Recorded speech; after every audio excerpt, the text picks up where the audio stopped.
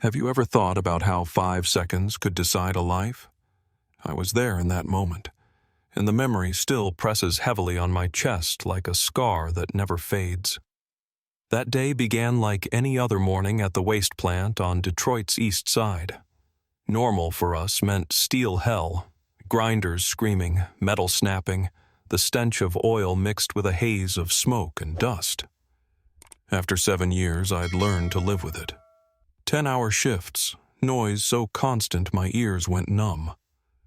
I thought nothing could shake me anymore, until I saw it. A black trash bag rolled down the conveyor. Nothing unusual. But the mouth of the bag was torn, and from inside something pushed out that didn't belong here.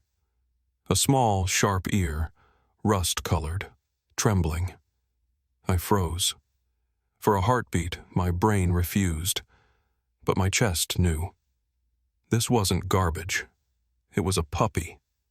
A Doberman, no more than 4 months old, was shoved into a plastic bag like discarded waste. And the conveyor was dragging it toward the grinder. The machine waited at the end like a monster's mouth, steel blades spinning wide open, ready to devour. I had seen it swallow car doors, refrigerators, and even an entire sofa in seconds. Now that the monster wanted something fragile beyond belief. I measured the distance, the conveyor's speed. 5 seconds. Just 5 more and it would be gone. The noise disappeared. I heard nothing but my heart hammering out of control. One sentence pounded in my head. Do it. Now. But my boots felt welded to the floor. My eyes locked on the red emergency button fixed to a steel column 10 steps away. From the first day on this job, the rule had been hammered into us. Never touch it. Never stop the line. Hit it, and you're done. Every minute offline costs thousands of dollars. Here, money weighed more than anything. I knew that. I knew pressing it meant my life, as I knew it, was over. But what weighed heavier than the trembling life about to vanish in front of me? I roared and lunged forward. My shoulder slammed into a coworker, tools clattering as he cursed. I slipped on an oil patch, nearly crashed but kept going. My body funneled into one point, that glowing red button in the gray haze of the plant. The puppy reached the edge. One more pull and it would disappear. I screamed until my throat tore, hand slamming down. Bang! The alarm shrieked, ripping the air apart. Then silence. The line froze. The whole plant turned to stone. Dozens of eyes bored into me. Shock. Fury. I didn't care. I climbed onto the conveyor, dropped to my knees, and tore the plastic open. My grease-stained hands touched cold, wet fur. A tiny body, weightless, limp in my arms. My chest cracked as the thought hit. Too late. But then my fingers pressed its ribcage. Thump. Thump. Weak. Staggered. Like a candle guttering in the wind. Alive. I pulled it tight against me, oil and fear filling my lungs. And in that moment, I knew. I was no longer Jack Turner, nameless trash plant worker. In 5 seconds, my life had changed forever. The alarm siren had barely died before the entire plant sank into a suffocating silence. Dozens of eyes drilled into me as if I'd just thrown myself into the furnace. No one spoke. Only the massive steel blades kept spinning down, slower, slower, until they stopped altogether, sitting still like a chained beast. I stood there, clutching the tiny creature tight against my grease-stained jacket. Its whole body shuddered, breaths thin as thread. I pressed harder, desperate to hold on to that fragile rhythm inside its chest. Then came the sound of steel-toed boots pounding the staircase. Each step hammered in my ears. From above, Douglas Reed emerged. Shift manager, 52, heavy set, face always red from barking orders. I'd grown used to his anger, but today there was fire in his eyes. "Jack Turner!" His voice cracked like thunder. What the hell did you just do? Do you even know how much every minute of downtime costs us? I didn't answer. I only pulled open my jacket. Inside, 2 small brown eyes flickered open, then closed again, breath ragged, chest quivering. A puppy, wrapped in a plastic bag like garbage, was saved by seconds. Douglas Reed froze. His arm, aimed straight at me, locked in midair. His mouth opened, but no words followed. I pulled it off the line, I stammered. It's alive. In that instant, the fury drained from his face, replaced with something closer to horror. Then he spun away, exhaled sharply, and rummaged in his pocket. Keys jingled in his hand. My truck's out back, he rasped. Royal Oak Emergency, Route 8. Go, before I change my mind. I didn't need more. I just nodded, clutched the pup, and bolted. Detroit's afternoon sun hit me hard in the eyes, blinding and white. I didn't stop. I tore across the scrapyard, rounded into the lot. Reed's old Chevy sat waiting, caked in dust. I yanked the door, set the puppy on the passenger seat, and fired the engine. The truck roared and rattled down the potholed road. I gripped the wheel with one hand, the other pressed against the pup's chest, counting breaths. Each rise of his ribs let me breathe again. Each fall knifed my heart. Hang on, kid. Don't quit, I whispered, my voice raw. Red lights slammed me like punches. Every second waiting was torture. In my head I screamed, begging to break every law if it meant keeping him alive. When Royal Oak appeared, I skidded to a stop at the clinic doors. The door flew wide, and I ran inside with the pup in my arms. The sting of antiseptic, the glare of white fluorescent lights, hit me all at once. A young nurse looked up from the desk. Her eyes widened at the trembling bundle I carried. Without a word, she shoved open the double doors, leading me into the back. The ER was bright and cold. A woman approached, hair tied back, face firm, but eyes soft. I'm Dr. Emily Carter, she said, crisp and clear. Give him to me. I hesitated, then lowered the pup into her arms. The way she held him, so gently it blurred my vision. You did the right thing bringing him here, she said quickly, before vanishing through a white door. I stood in the hallway, empty-handed, my heart pounding against a hollow chest. The adrenaline bled away, leaving nothing but exhaustion. I sank onto a metal chair, cold biting through my back. My hands still shook. The reek of machine oil clung to me. The clock on the wall ticked second by second like pins stabbing my skin. I shut my eyes, but the image of that black plastic bag sliding toward the grinder kept flashing back, jaws open wide. I shot upright, dragging in a breath. I knew I had crossed a line. I'd broken the rules. My job could be gone, everything gone. But at that moment, one thought pulsed louder than all the rest. Was that fragile little life still in time? My boots echoed across the white tile floor, my heart pounding so hard it felt like it might rip my chest apart.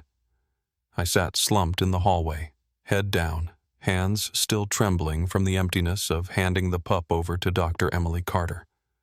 From the moment I'd left the plant, I hadn't taken a single full breath. The sharp bite of antiseptic mixed with the cold tang of metal made me dizzy. The clock on the wall ticked, every second dragging like a sentence. I didn't know how long I'd been sitting there. All I knew was that every time I closed my eyes, the image returned, the black plastic bag sliding toward the grinder's jaws, and I'd break out in a cold sweat. The door swung open. Emily Carter stepped out, her white coat dotted with specks of blood, gloves stripped away. Her eyes were serious, not the eyes of someone carrying bad news, but of a doctor locked in a fight for life. Mr. Turner? Her voice was firm. I lurched to my feet, my heart suspended midair. Is he still alive? Yes, she nodded. He's still breathing. We've placed him in an oxygen chamber. His heartbeat is starting to stabilize.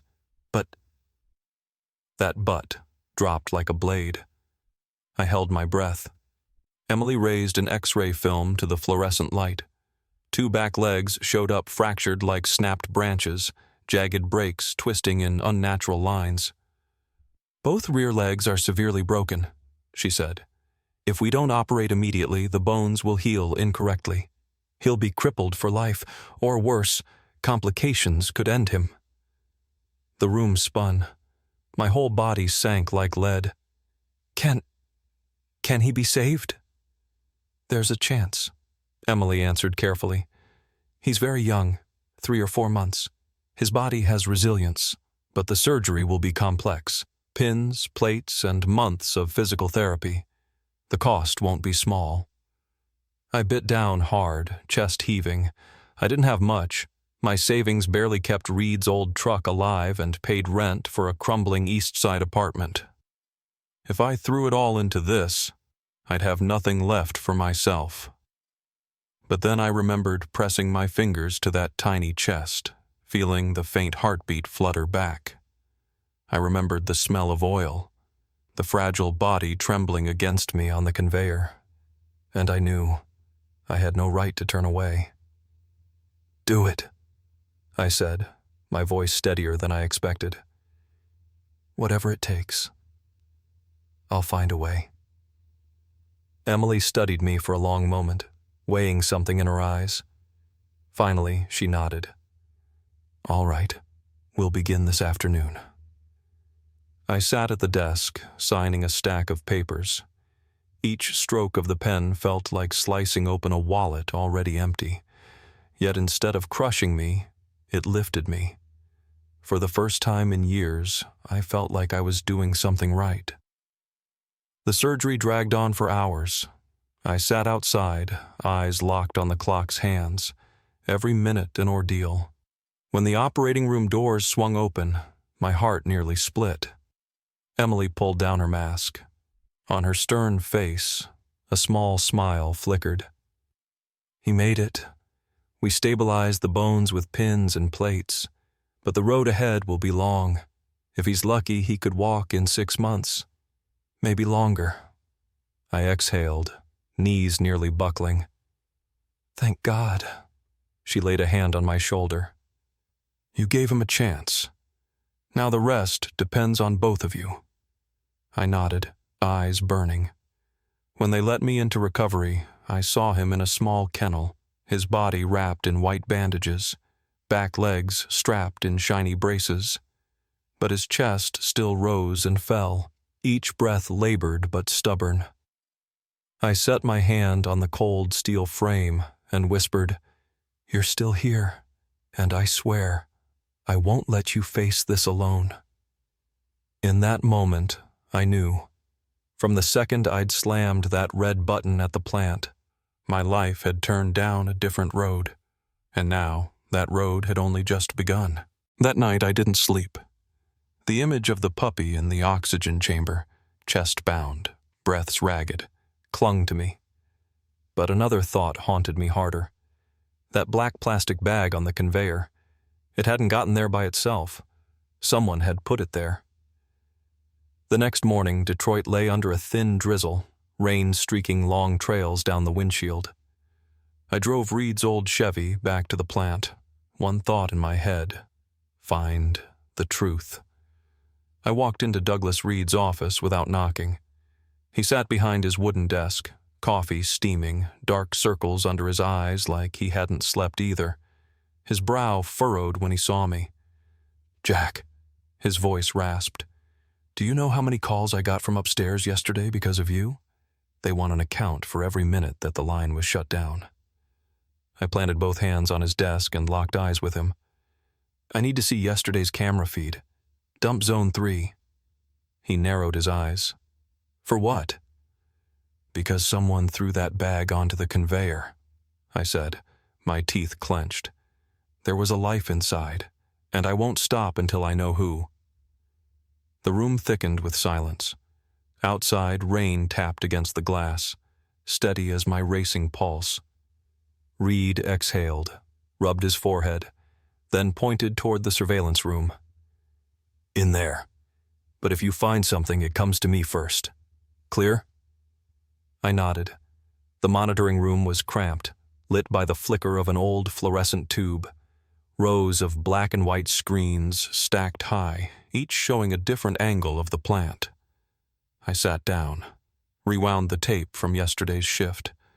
Watching it felt like torture. Blurry figures repeating endlessly, workers hauling trash, trucks dumping loads, everything blending into one lifeless stream. My eyes burned, coffee cold in my grip. A wave of despair whispered, maybe I'd never find it. Then it appeared.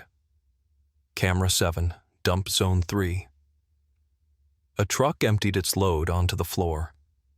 From the pile, one figure broke away, holding a black bag. He glanced left, glanced right, eyes darting like a thief. Then, with a cold flick, he hurled the bag onto the conveyor. I froze the frame, zoomed in. My chest locked tight. No mistaking it. The faded cap, the sluggish shuffle. Tommy Blake, a longtime co-worker, quiet, always by himself during breaks. I thought he was harmless, but the screen didn't lie. My body shook, blood burning hot in my face. I shot to my feet, the chair crashing against the wall. Every nerve screamed, confront him. I found Tommy in the break room, the stink of cheap coffee mixed with machine grease. He sat stirring his cup slowly, eyes half closed like nothing had happened. I stormed forward, slammed both palms on the table. Tommy, we need to talk. He jerked his head up, startled. Jack, what's this about? I leaned close, voice hard as steel. The bag. Yesterday's bag. A flicker of panic flashed in his eyes before he masked it with feigned confusion. Oh, that dog thing? Heard you got lucky. Crazy, huh?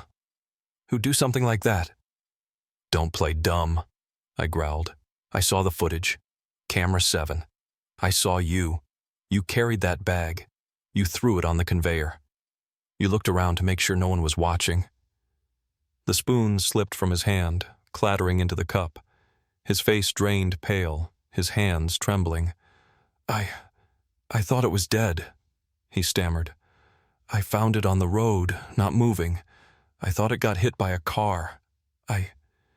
You thought it was dead, so the best idea was to shove it in a bag and toss it to the grinder? My voice roared, bouncing off the walls. You didn't put a hand on its chest. You didn't take it to a vet. You just wanted it gone. You nearly killed it a second time, because you couldn't be bothered to make a call. Tommy bowed his head, silent. The door burst open. Douglas Reed stood there, face carved from steel. He'd heard everything. He stepped inside, his voice low and final. Tommy Blake, pack your things. You're done here. Tommy rose, hollow-eyed, shuffling like a corpse. He drifted out, leaving behind a steaming cup of coffee on the table. The room fell still. I sank into a chair, burying my head in my hands. I should have felt satisfaction. Justice had been served, but all I could see were those weak brown eyes behind the glass of the oxygen chamber. Justice had landed. The pain that the puppy carried remained. I called him Valor. The name came to me right after the first surgery when Dr. Emily Carter walked out of the operating room and said he'd made it through. Valor, I whispered, because only a true warrior could survive what he had endured, but I had no idea how brutal the road ahead would be. Valor came back to my small East Side Detroit apartment with 2 bright green braces strapped tight around his hind legs. He couldn't stand, couldn't walk. I set him in a tiny vet bed beside my sofa. From that night on, I abandoned my own bed and slept on the floor, right beside him. Every 4 hours, I gave him painkillers and antibiotics. Each injection made Valor whimper, a thin sound that still tore my chest apart. I learned to wrap a towel around his belly, turning it into a sling to lift his back half every time I took him outside. On the damp grass, every shaky step looked like climbing a mountain. Night after night, I sat on the kitchen floor, clothes stained, eyes burning. Sometimes, when Valor gasped for breath, I'd whisper, "I don't know if I can do this, but I swear I won't give up on you." One night, after spoon-feeding him soft food and cleaning his wounds, Valor closed his eyes. I thought he'd fallen asleep, but then, suddenly, his tongue brushed lightly across the back of my hand. Just once, fleeting as a breath of wind. Yet it made me laugh and break down crying at the same time. It wasn't just a gesture. It was a promise. He trusted me. Just as Dr. Carter had warned, therapy was its own kind of hell. At first, it was only rotating his joints, 10 times each session. Valor's eyes glossed with pain, begging me to stop. I had to turn my face away, biting hard on my lip. "If I stop now, you'll never walk again," I whispered, crying as I pushed through. By the 3rd week, we started walking drills with the sling. I lifted his back half while his front legs slowly dragged his body forward. To anyone else, it might have looked pitiful, but to me, it was a miracle. Each step, no matter how small, was a victory. The first day on the underwater treadmill, Valor panicked. Water rose to his chest, and he trembled, hind legs slipping. I stood outside the tank, my heart pounding like war drums. But as the current held him up, Valor lifted a paw. One step, then another. Wobbly but real. My vision blurred, breath stuck in my throat. He was walking. Then one night, as I unwrapped his bandages, his tail twitched. Just once, a faint flicker, like wind brushing past. But I shouted like I'd won the lottery. I scooped him up, laughing, crying, repeating, "You did it, Valor. You didn't give up." My apartment, once hollow, began to change. Silence gave way to the sound of his heavy breaths, his claws scratching softly against the wood floor, his whimpers in the night. I no longer came home just to sleep. I came home to care, to accompany. When exhaustion flattened me against the floor, I'd stare at the ceiling, and Valor, weak as he was, would lift his eyes to me. Steady, brown, unyielding. That gaze said, "We'll get through this together." And that's when I realized I hadn't just saved a life. Valor was saving me too. I called him Valor. The name came to me right after the first surgery when Dr. Emily Carter walked out of the operating room and said he'd made it through. "Valor," I whispered, because only a true warrior could survive what he had endured, but I had no idea how brutal the road ahead would be. Valor came back to my small East Side Detroit apartment with 2 bright green braces strapped tight around his hind legs. He couldn't stand, couldn't walk. I set him in a tiny vet bed beside my sofa. From that night on, I abandoned my own bed and slept on the floor, right beside him. Every 4 hours, I gave him painkillers and antibiotics. Each injection made Valor whimper, a thin sound that still tore my chest apart. I learned to wrap a towel around his belly, turning it into a sling to lift his back half every time I took him outside. On the damp grass, every shaky step looked like climbing a mountain. Night after night, I sat on the kitchen floor, clothes stained, eyes burning. Sometimes, when Valor gasped for breath, I'd whisper, "I don't know if I can do this, but I swear I won't give up on you." One night, after spoon-feeding him soft food and cleaning his wounds, Valor closed his eyes. I thought he'd fallen asleep, but then, suddenly, his tongue brushed lightly across the back of my hand. Just once, fleeting as a breath of wind. Yet it made me laugh and break down crying at the same time. It wasn't just a gesture. It was a promise. He trusted me.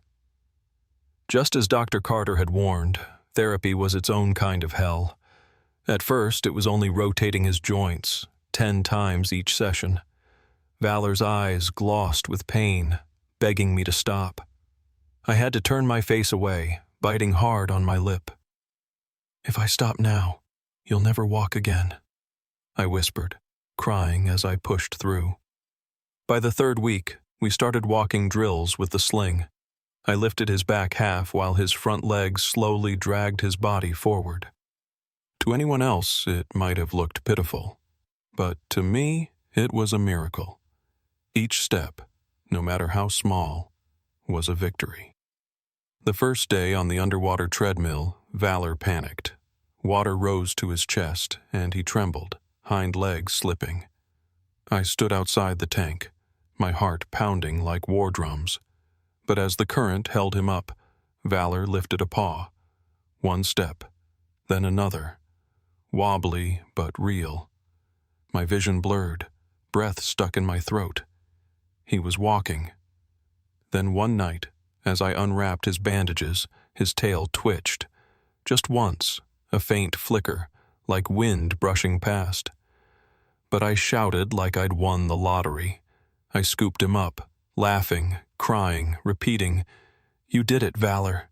You didn't give up." My apartment, once hollow, began to change. Silence gave way to the sound of his heavy breaths, his claws scratching softly against the wood floor, his whimpers in the night. I no longer came home just to sleep. I came home to care, to accompany. When exhaustion flattened me against the floor, I'd stare at the ceiling, and Valor, weak as he was, would lift his eyes to me.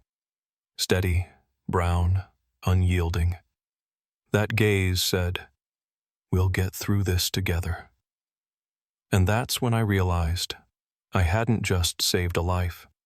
Valor was saving me too. 4 months after the surgery, Detroit woke to one of its rare sunlit days. The sky stretched clear, not a single cloud. Maple trees at the end of fall painted the narrow street outside my run-down East Side apartment in shades of gold. Valor had grown quickly. His black coat gleamed under the sun, marked with brown at his muzzle and legs. His body looked far stronger than the trembling pup once stuffed in a trash bag. But his hind legs were still weak. Months of therapy had taught him to stand for a few minutes, to take a handful of steps. I knew he wanted more.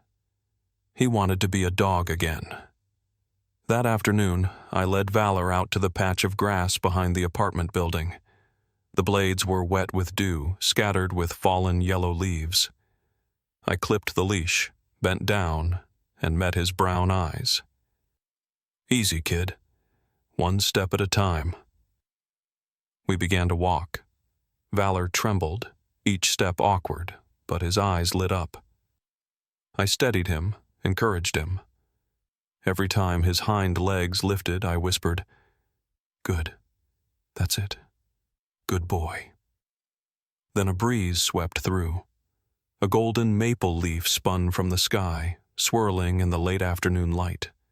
It danced and landed just in front of Valor, then lifted again, tumoring in his line of sight. I felt his whole body tighten. His ears shot up, his eyes flashed. No longer the eyes of a patient. The eyes of a pup are ready to play. Before I could hold him back, Valor lunged for the leaf. His back legs faltered, and his body crumpled onto the grass. My heart stopped cold. But in an instant, he pushed himself up again. He stumbled forward, clumsy, crooked, but running. I stood frozen. Time collapsed around me. The world narrowed to the sight of one small Doberman, for the first time in months, truly running. It wasn't graceful, not fast, but in every awkward bound there was life. There was hunger. Tears burst hot down my face. I dropped to my knees, hands covering my eyes, sobbing like a child. Every sleepless night, every injection, every sling-assisted step, gone in an instant as I watched him run. Valor tumbled again, then scrambled up. He caught the maple leaf in his mouth, tail whipping wild, his whole body shaking with joy. Then he barreled straight toward me. I opened my arms. He crashed into my chest, head burrowing deep, licking my tear-soaked face until it was wetter than the grass. I clutched him tight, laughter breaking through my sobs. "We did it, Valor," I whispered, voice ragged. "You're back. You're alive. You're free." And in that moment, I understood something. I hadn't taught him how to survive. He was teaching me how to live again. That day, I sat on the grass for hours, watching Valor stumble after leaves, sniff the damp earth, and bask in the sunlight. Each shaky step was proof he had beaten death, cruelty, even the limits of his own broken body. As the sun sank behind Detroit's crumbling skyline, I knew nothing could take this moment away. This was a miracle. A single maple leaf, a dog once discarded, and a human heart once hardened, now beating again. And for the first time in years, I smiled for no reason but pure joy. We were still here, together. It's been more than a year and a half since the day my palm slammed down on that red button in the Detroit waste plant. Every time I think back, I still shudder. I remember the screech of the alarm, the stunned faces of my coworkers, the feeling of clutching a tiny life I thought was already gone. Now, Valor is a full-grown Doberman, nearly 80 pounds, muscles solid, black and brown coat shining. Sometimes, after a long day of running, he limps a little, his back legs carrying the memory of steel plates. But to him, there is no difference. He's alive. He's joyful, bounding as if the whole world was made for him to discover. Every morning when I wake, Valor is already there, head resting on the mattress, clear brown eyes fixed on me. No words, no sound. But I understand. It's his way of telling me we have today together. The love of animals doesn't need language. It isn't written, it isn't spoken, but it's in every lick of a hand, every wag of a tail, every gaze that lingers. And sometimes that silence thunders louder than anything humans could ever say. I've learned 4 things on this journey. First, kindness must be fast. 5 seconds can decide a lifetime. If I had hesitated, if I'd worried about losing my job, Valor wouldn't be here, and I might never have found meaning in my own life. Second, sometimes breaking rules is the only right thing. Some rules exist only to protect machines, schedules, and profits. But our hearts exist to protect life. That day, I chose my heart.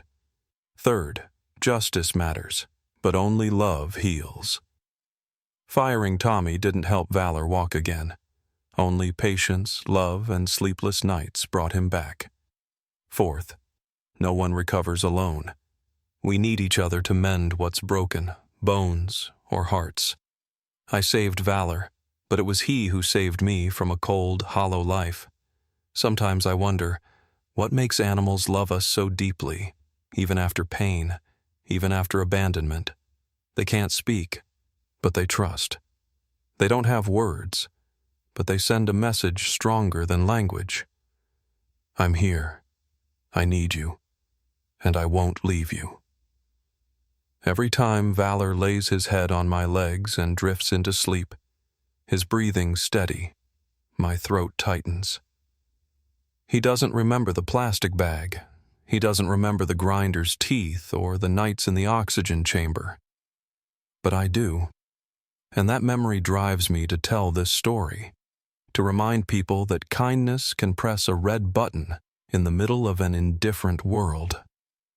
For me, that red button isn't just a switch in a factory anymore. It's a symbol.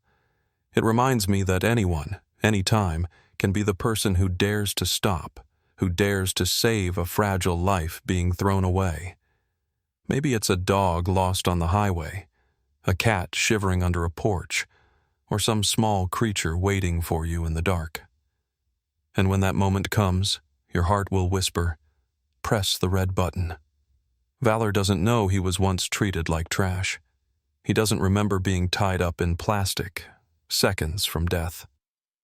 But I remember. And that memory makes me live differently, love differently, cherish every moment. If there's one thing I want to leave with you, it's this. Sometimes, to change an entire life, you don't need language, money, or a plan. You just need love. Silent, steady, unconditional. The kind of love animals have given us for centuries. And for me, that love has a name. Valor. If you've stayed with me until the final minute of this story, it means your heart has touched Valor too. The dog once thrown away as garbage, now proof of love without words. Out there, lives are trembling, waiting for a hand to reach out. They can't ask. They can't speak. But their eyes are enough to say, "Don't leave me." Valor wasn't just saved. He saved me. A man once lost in the cold grind of life. And maybe, one day, a small creature will save you in a way no one expects. So I want to ask you, have you ever had to press a red button in your own life to save a living soul? Maybe a stray dog, an injured cat, or simply a small act that helped a fragile being hold on? If you have, share your story in the comments, because your story might inspire someone else, so when their moment comes, they'll have the courage to press the red button too. And if you believe every life deserves a second chance, hit like, share, and subscribe.